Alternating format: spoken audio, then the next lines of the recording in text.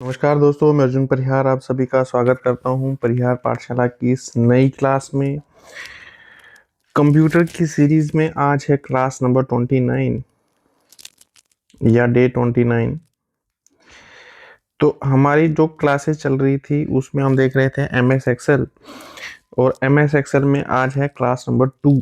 इतना मैं आपको बता दूं कि इस वीकेंड में जो कंप्यूटर की क्लासेस हैं वो सारी क्लासेस आपकी ख़त्म हो जाएंगी, मतलब क्लोज कर दूंगा मैं इस वीकेंड पे कंप्यूटर की क्लासेस को। उसके बाद जो है वो बाकी क्लासेस रीजनिंग और एनवायरनमेंट की कंटिन्यू रहेंगी। अगर आप चैनल पे पहली बार आए हैं तो चैनल को कीजिए सब्सक्राइब, और प्लेलिस्ट में आपको एनवायरनमेंट की क्लासेस, कंप्यूटर की क्लासेस, रीजनिंग की क्लासेस, करंट अफेयर्स और पीवाईक्यूज की आपको प्लेलिस्ट आपको मिल जाएगी। अगर आपको किसी भी क्लास की पीडीएफ चाहिए तो वो आपको टेलीग्राम चैनल पे मिलेगी, और टेलीग्राम चैनल का जो लिंक है वो वीडियो की डिस्क्रिप्शन में आपको मिल जाएगा। चलिए शुरू करते हैं। एमएस एक्सेल की आज सेकंड क्लास है। अब जो जो चीज़ें जो है एमएस वर्ड हम पढ़ चुके हैं, अब जो चीज़ें कॉमन होंगी उन चीज़ों को मैं यहाँ पे स्किप करूँगा। तो एमएस एक्सेल आपको पता है एक चार्ट मेकिंग एप्लीकेशन है ये, ठीक है।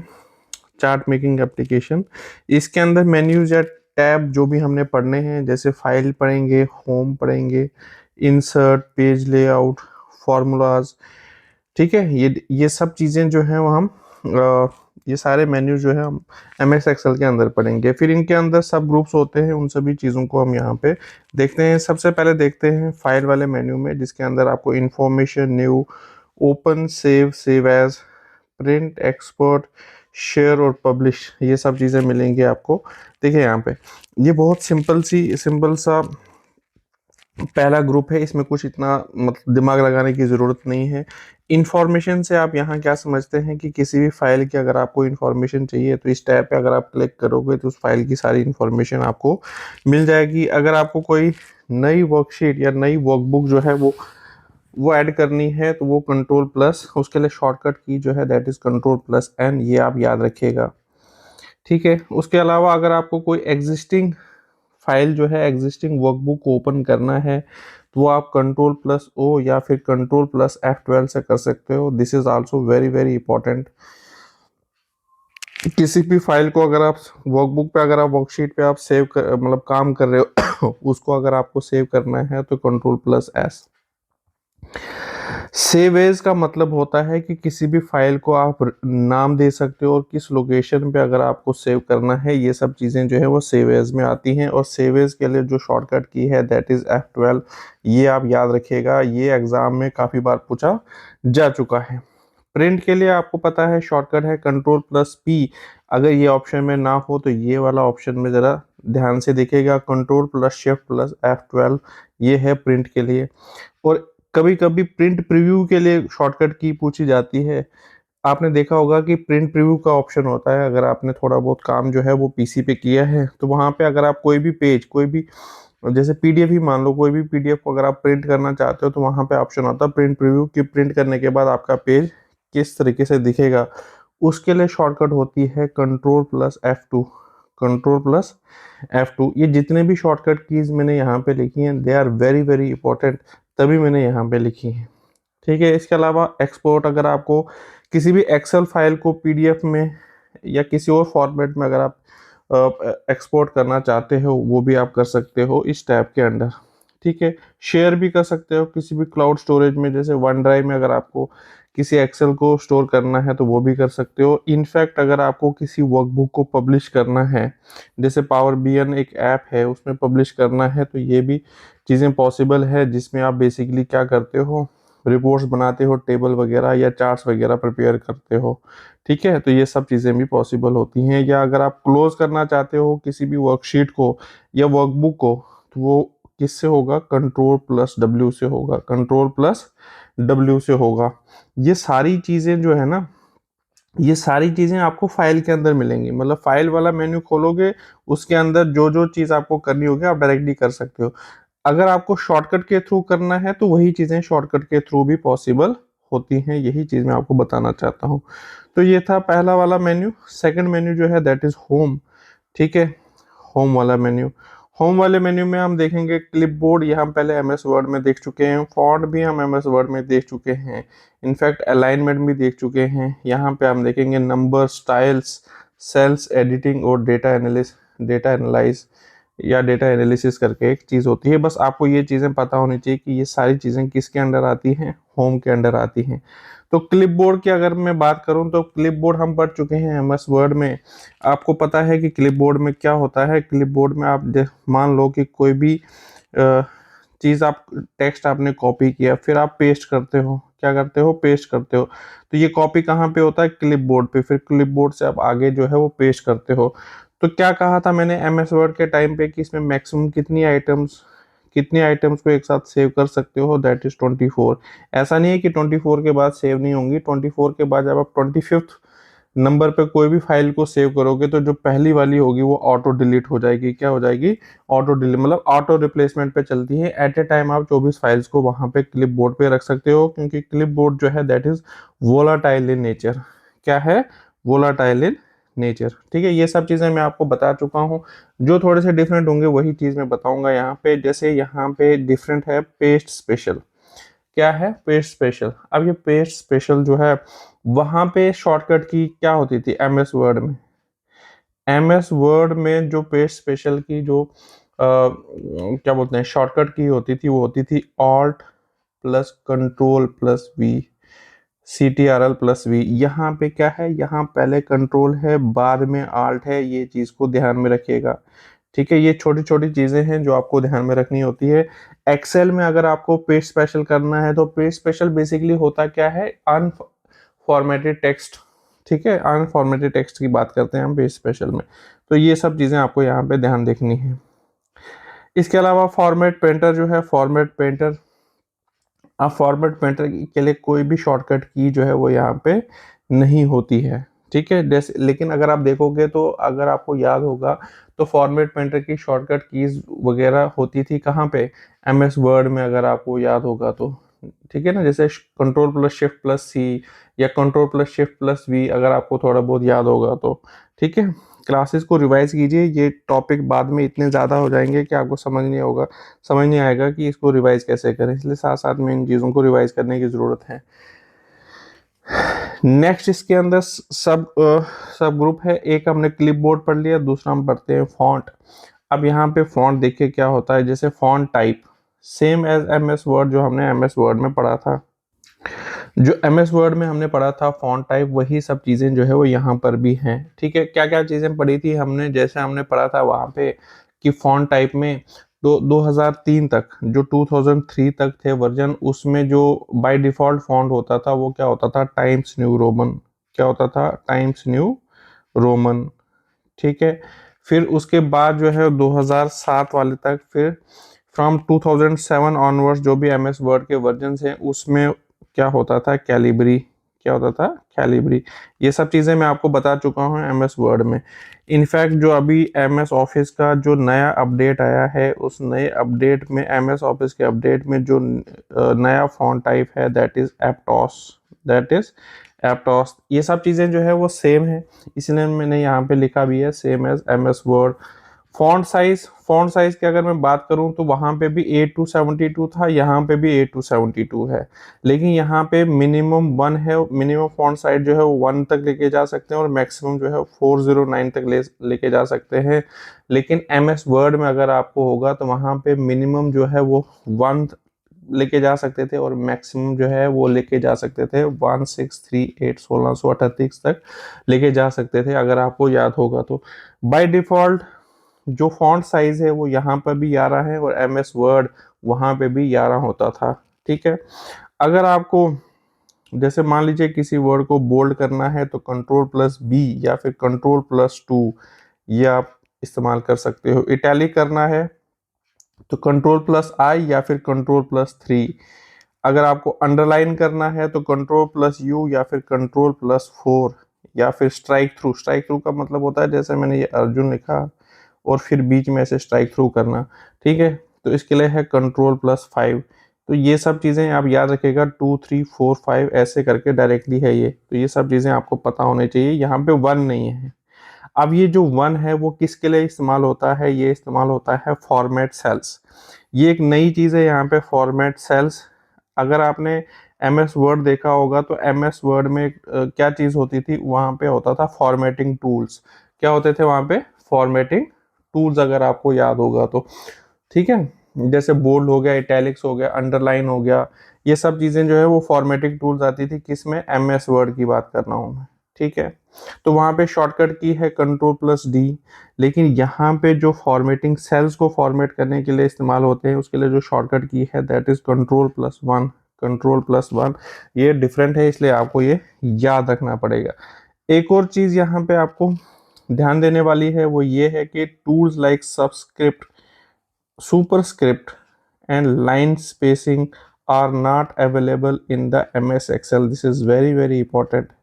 ठीक है, ये सारे टूल जो है वो आपको MS Excel के अंदर नहीं पाए जाते, क्योंकि इनका इस्तेमाल होगा ही नहीं यहाँ पे। ठीक है, इसलिए ये टूल्स आपको MS Excel में नहीं मिलते हैं।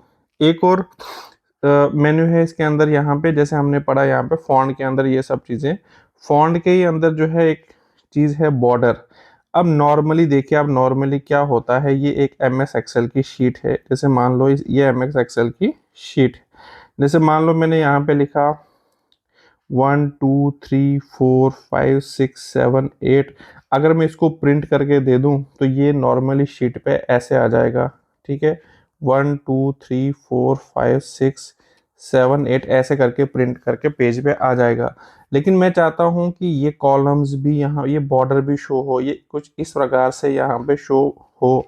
तो मैं क्या करूँगा, फॉन्ट में जाके ये बॉर्डर वाले मेन्यू पे जाके इनको मैं क्या करूँगा, सेलेक्ट करूँगा कि इतने वाले पोर्शन में मुझे बॉर्डर अप्लाई करना है। तो वहाँ पे ऑल बॉर्डर पे क्लिक करके प्रिंट कर दूंगा, और प्रिंट करने के बाद जो है वो कुछ इस प्रकार से प्रिंट होगा। मतलब वो जो टेबल होगा, कॉलम और रो जो है वो प्रिंट हो जाएगी बॉर्डर को हाईलाइट करते हुए। उसी तरीके से फिल कलर का ऑप्शन होता है। जैसे किसी भी सेल को अगर आप बैकग्राउंड कलर देना चाहते हो, जैसे इस सेल का बैकग्राउंड कलर वाइट है, अगर आप इसका बैकग्राउंड कलर को चेंज करना चाहते हो तो वो भी फिल कलर में जाके आप बैकग्राउंड कलर चेंज कर सकते हो। यही नहीं, इनफैक्ट अगर आप किसी टेक्स्ट का कलर चेंज करना चाहते हो, वो सब चीज़ें भी यहाँ पे पॉसिबल हैं। ठीक है, अलाइनमेंट हम पहली क्लास में पढ़ चुके हैं। इसी MS Excel की जो पहली क्लास है उसमें हम अलाइनमेंट काफ़ी डिटेल में पढ़ चुके हैं। सेल अलाइनमेंट, मैंने क्या कहा था कि सेल अलाइनमेंट वहाँ पे क्या क्या होती हैं, जैसे टॉप है, मिडल है, बॉटम है, लेफ्ट, सेंटर और राइट। इसी के बिहाफ पे 9 पोजीशंस पॉसिबल होती हैं, 9 पोजीशंस पॉसिबल होती है। ठीक है, ये सब चीज़ें जो है मैं पहली क्लास में जो MS Excel की हुई थी, जो लास्ट क्लास हुई है फर्स्ट क्लास, उस क्लास में ये सब चीज़ें मैं डिस्कस कर चुका हूँ। Next is orientation. अब किसी भी सेल के अंदर अगर जो भी डेटा होगा, उस सेल उसकी ओरिएंटेशन जो होगी वो किस प्रकार से होगी। जैसे मान लीजिए ये एक सेल है, इस सेल के अंदर मैंने लिखा अर्जुन। अब मैं चाहता हूं कि मैं इस सेल के अंदर अर्जुन इस प्रकार से मुझे दिखे, ARJUN इस प्रकार से। तो मैंने क्या किया, ये सेल की ओरिएंटेशन ही तो है, बेसिकली मैंने क्लॉकवाइज चीज़ों को घुमाया। तो आप क्या क्या ओरिएंटेशन यहाँ पे पॉसिबल है, या तो क्लॉकवाइज कर लो या तो एंटी क्लॉकवाइज कर लो, ये दोनों ओरिएंटेशन यहाँ पे पॉसिबल हैं। ठीक है, तो ये इसको कहा जाता है ओरिएंटेशन या फिर सेल ओरिएंटेशन। उसके बाद रैप टेक्स्ट है यहाँ पे। जैसे मैंने कहा कि नॉर्मली सेल में ऐसे लिखा होता है अर्जुन। ठीक है, अर्जुन अगर ऐसे करूंगा तो आगे ये दिखेगा नहीं अब। तो जब ये रैप टेक्स्ट करोगे तो ये परिहार जो है उस इसके नीचे आ जाएगा आराम से। तो आप आराम से यहाँ पे पढ़ सकते हो सेल में, नहीं तो आधी अधूरी चीज़ जो है वो आपको हिडन हो जाएगी यहाँ पे। तो रैप टेक्स्ट के थ्रू जो है वो चीज़ों को आप इस तरीके से देख सकते हो। मर्ज एंड सेंटर करके एक और ऑप्शन है, ये तो बड़ी सिंपल सी चीज़ है। जैसे मान लो मैंने यहाँ पे हाई अर्जुन करके लिखा है यहाँ पे, तो अब मैं क्या करूँगा, इस पूरी लाइन को मर्ज कर दूंगा, ये सारे सेल्स हटा दिए जाएंगे और उसको सेंटर पे लिखूंगा हाई अर्जुन, जैसे मैंने यहाँ पे लिखा है। तो ये बड़ी कॉमन सी चीज़ है। ठीक है, ये सब चीज़ें जो है बिल्कुल बेसिक है यहाँ पे। अब जैसे नंबर्स है, अब नंबर्स फॉर्मेटिंग होती है मोस्टली, जो गेम है एक्सेल में वो नंबर्स की होती है। अब जनरल फॉर्मेटिंग जो है नंबर्स की, उसमें कोई स्पेस नहीं होती है। ठीक है, नंबर जितना मर्जी लिख लो। या फिर अगर उसके अलावा ये जनरल फॉर्मेट है, एक नंबर फॉर्मेट होता है, उस नंबर फॉर्मेट में किसी भी नंबर को, जैसे मान लो आपको 300 लिखना है, तो ये नंबर फॉर्मेट इसके साथ .00 ये पूरा नंबर फॉर्मेट है। ठीक है, अगर आपको करेंसी फॉर्मेट लिखना है, जैसे मान लो मैंने लिखा ₹245, ये भी पूरा करेंसी नहीं है, .00 डालोगे क्योंकि इसमें पैसे भी तो होंगे, तो ये आ गया करेंसी फॉर्मेट। उसी तरीके से अलग अलग फॉर्मेट्स होते हैं, जैसे accounting format, short date format, long date format, ठीक है, परसेंटेज फॉर्मेट, साइंटिफिक फॉर्मेट। ये जस्ट आपको एक बार मैं चाहता हूँ कि आपकी नज़रों के सामने से ये निकले, ये इतनी इंपॉर्टेंट नहीं है, लेकिन जस्ट आपको पता होना चाहिए कि हाँ इस तरीके से चीज़ें होती हैं MS एक्सेल में। ये सबसे इंपॉर्टेंट है। स्टाइल्स, अब देखिए यहाँ पे स्टाइल्स के अंदर जो पहली चीज़ है दैट इज़ कंडीशनल फॉर्मेटिंग। क्या है कंडीशनल फॉर्मेटिंग? अब कंडीशनल फॉर्मेटिंग में होता है क्या है, जैसे हाईलाइट सेल रूल्स की हम यहाँ पे बात करें, क्या क्या रूल्स होते हैं, जैसे ग्रेटर देन का साइन, लेस देन का साइन, इक्वल टू का साइन, टेक्स्ट दैट कंटेन्स, मतलब कुछ भी, डुप्लीकेट, डेटा अग्रिंग या कुछ भी। अब मान लीजिए मेरे पास क्या है, मान लीजिए 5000 लोग हैं जिन्होंने पेपर दिया। अब 5000 पेपरों ने जितने भी मार्क्स लाए वो मैंने MS एक्सेल शीट में डाल दिया, वो डाटा मैंने MS एक्सेल शीट में डाल दिया। ठीक है, अब मुझे क्या करना है यहाँ पे, मुझे यहाँ पे देखना है कि कितने बच्चों ने जो है वो 90 से ज़्यादा स्कोर किया है आउट ऑफ 100। तो मैं यहाँ पे क्या कंडीशन डाल दूंगा, इस कंडीशनल फॉर्मेटिंग में जाके वहाँ कंडीशन डाल दूंगा ग्रेटर देन 90, इसमें कितना डेटा है, तो जो भी ग्रेटर देन 90 होगा वो हाईलाइट हो जाएगा, वहाँ पे क्या हो जाएगा, हाईलाइट। या मुझे मान लो देखना है कि लेस देन 0 किसने स्कोर किया या लेस देन 10 किसने स्कोर किया है, तो ये कंडीशन डाल के मैं वो जो 5000 बच्चों में जितने भी 10 से कम स्कोर किया होगा वो चीज़ को मैं हाईलाइट कर पाऊंगा। ठीक है, तो this is very important tool. तो ये सब चीज़ें होती हैं। ठीक है, तो ये जैसे मैंने कहा कि ग्रेटर देन का आपने साइन डाला, जैसे मान लो यहाँ पे लिखा है मैंने 5000। ठीक है, फिर यहाँ पे अ, आप चाहते हो कि जहाँ जहाँ भी 5000 से ज़्यादा की वैल्यू हो उस कॉलम को उसका जो कलर है वो ब्लू में आ जाए, हाईलाइट करना है ना आपको उन चीज़ों को। तो ओके करके दबाओगे तो प्रेस करोगे तो वो चीज़ जो भी 5000 से ऊपर की चीज़ें होंगी वो ब्लू कलर में आपको पॉप अप हो जाएंगी। ठीक है, तो ये सब चीज़ें, टॉप बॉटम रूल्स, डेटा बार रूल्स, कलर स्केल रूल्स, ये सारी चीज़ें जो हैं उसमें होती हैं किसके, स्टाइल्स के अंदर। इसमें सबसे इंपॉर्टेंट है बस कंडीशनल फॉर्मेटिंग। ये चीज़ आपको पता होनी चाहिए कि ये किसके काम आती है, ये बेसिकली डेटा फिल्ट्रेशन के काम आती है। डेटा जब बहुत सारा डेटा होता है उसमें से अगर आपको थोड़ा सा डेटा जो है वो फिल्टर करना है तो उसके लिए कंडीशनल फॉर्मेटिंग का इस्तेमाल होता है। ठीक है, अब देखें यहाँ पे नेक्स्ट इज सेल्स। अब सेल्स के अंदर जैसे अगर आपको कोई कोई न्यू सेल ऐड करना है, कोई नई रो ऐड करनी है, कोई नई कॉलम ऐड करनी है, या कोई नई वर्कशीट, जैसे मान लीजिए ये कोई, इसमें मैं काम कर रहा हूँ, जैसे 1 2 3 ऐसे करके मान लीजिए, यहाँ पे 6 ऐसे करके मान लीजिए। अब मैं चाहता हूँ कि 2 और 3 के बीच में कोई नया सेल आ जाए। ठीक है, तो अगर मैं कोई सेल ऐड करना चाहता हूँ यहाँ पे, या कोई कॉलम ऐड करना चाहता हूँ, या कुछ भी ऐड करना चाहता हूँ, तो वो सब चीज़ें जो है वो इससे पॉसिबल है। सेल्स के अंदर जाओगे, सेल्स के अंदर जाओगे, इंसर्ट सेल, तो इंसर्ट सेल के लिए कर सकते हो, इंसर्ट कॉलम भी कर सकते हो, रो भी कर सकते हो, शीट भी कर सकते हो। ये सब चीज़ें तो चलो ठीक है। अगर आपको पेपर में पूछा जाएगा, आपको पूछा जाएगा कि भाई इंसर्ट सेल के लिए क्या शॉर्टकट की है, दैट इज कंट्रोल शिफ्ट और इक्वल टू। क्या है, कंट्रोल शिफ्ट और इक्वल टू को अगर आप एक साथ प्रेस करेंगे तो इंसर्ट, एक नया सेल जो है वो इंसर्ट हो जाएगा। इसके अलावा अगर आपको इंसर्ट शीट करनी है उसके लिए शॉर्टकट की है शिफ्ट प्लस F11। क्या है, shift plus F11। This is very very important. ठीक है, उसी तरीके से आप किसी भी सेल को डिलीट करना चाहते हैं तो वो भी हो सकता है, सेल को भी डिलीट कर सकते हो, कॉलम को भी कर सकते हो, रो को भी कर सकते हो, शीट को भी कर सकते हो। लेकिन पेपर पॉइंट ऑफ व्यू से क्या इंपॉर्टेंट है, वो आपसे पूछेगा किसी भी सेल को डिलीट करने के लिए शॉर्टकट की क्या है, that is control plus hyphen, minus नहीं है, ये कंट्रोल प्लस हाइपन है यहाँ पे। ठीक है, तो उसी तरीके से फॉर्मेट है, यहाँ पे फॉर्मेट का मतलब होता है एडजस्ट। जैसे मान लो अगर आपको किसी कॉलम की विड्थ को एडजस्ट करना है, सेल की विड्थ को बढ़ाना है, सेल की विड्थ को कम करना है, तो ये सब चीज़ें, जैसे कॉलम की विड्थ, रो की हाइट, ठीक है, या किसी रो को या किसी कॉलम को या रो को अगर आपको हाइड करना है या अनहाइड करना है, वो सब चीज़ें भी आपको फॉर्मेट के अंदर मिलेगी। ये थोड़ा सा इंपॉर्टेंट है, ये आप देख सकते हैं। जैसे मान लीजिए यहाँ पे काफ़ी सारी रोज थी, ठीक है, मैं चाहता हूँ कि ये वाली रो जो है मैं हाइड करूँ, ठीक है, तो क्या ऑप्शन आएगा यहाँ पे, कंट्रोल+0 है, ये जीरो, ओ नहीं है ये, ठीक है, कॉलम को हाइड करने के लिए। अगर रो को हाइड करना है तो कंट्रोल+9, कंट्रोल+9, ठीक है। This is very very important. अब जिस भी कॉलम को या रो को अगर आपने हाइड किया, मान लीजिए मैंने इस वाली कॉलम को हाइड किया यहाँ पे, तो यहाँ पे पता क्या शो होगा, यहाँ पे शो होगा इस तरीके से, डबल लाइन इस तरीके से शो होगी, ठीक है। तो जब भी कोई दूसरा बंदा यहाँ पे आएगा, उसको लगेगा जैसे ये सिंबल वो देखेगा डबल लाइन वाला, उसको लगेगा यहाँ पे किसी रो को क्या किया गया है, हाइड किया गया है, ठीक है।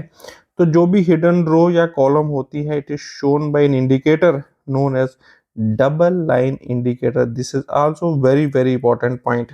इसे क्या कहा जाता है, किसी भी रो और कॉलम जो हिडन की गई होती है, उसके लिए एक इंडिकेटर होता है, उस इंडिकेटर को कहा जाता है डबल लाइन इंडिकेटर, ठीक है। नेक्स्ट जो है सब ग्रुप, दैट इज एडिटिंग। क्या है, नेक्स्ट इज एडिटिंग। अब एडिटिंग के अंदर एक चीज होती है ऑटो फॉर्मूला, नाम से ही पता चल रहा है ऑटो फॉर्मूला। नॉर्मली क्या होता है नॉर्मली आपने आपने देखा होगा, जैसे सम का अगर आपको किसी कॉलम में, जैसे मान लीजिए कॉलम है, इसमें आपको 1 2 3 4 5 ऐसे करके कुछ डेटा है, उसको आपने सम करना है, तो आपको पता होगा A1 A2 ऐसे करके फार्मूलाज लिखने होते हैं। लेकिन कुछ फार्मूलाज जो होते हैं वो इनबिल्ट होते हैं, वो किस में जाओगे आप, इस एडिटिंग वाले टूल में जाओगे, वहाँ ऑटो फार्मूला में जैसे सम होगा उसी तरीके से सब्ट्रैक्ट होगा, उसमें बड़े सारे फार्मूलाज होते हैं। तो अगर आपको इस सम वाले पे जाओगे, तो जो भी कॉलम आप सेलेक्ट करोगे, उस कॉलम का जो है वो लास्ट पे खुद ब खुद सम करके दे देगा। आपको फार्मूला लिखने की ज़रूरत नहीं है, आप जिस भी फार्मूले पे जाओगे वो क्लिक करोगे तो आ जाएगा। लेकिन अब पेपर में क्या आता है, पेपर में आता है, ठीक है, कि भाई ये जो सम करने की शॉर्टकट की बताओ, आप सम करने का फॉर्मूला नहीं, फॉर्मूला तो कुछ इस तरीके से है, पहली क्लास में बता चुका हूँ। अब ये जो ऑटो फॉर्मूला के अंदर सम है, उसकी शॉर्टकट की बताओ, दैट इज Alt+=, Alt+= की शॉर्टकट की है, ठीक है, ये आपको पता होना चाहिए। उसी तरीके से आप किसी डाटा को सॉर्ट और फिल्टर करना चाहते हो, इंक्रीजिंग ऑर्डर में आपको सॉर्ट करना है, डिक्रीजिंग ऑर्डर में आपको सॉर्ट करना है, तो ये सब चीज़ें भी पॉसिबल हैं। या किसी को आपको ढूंढना है, वो सब चीज़ें भी पॉसिबल होती हैं।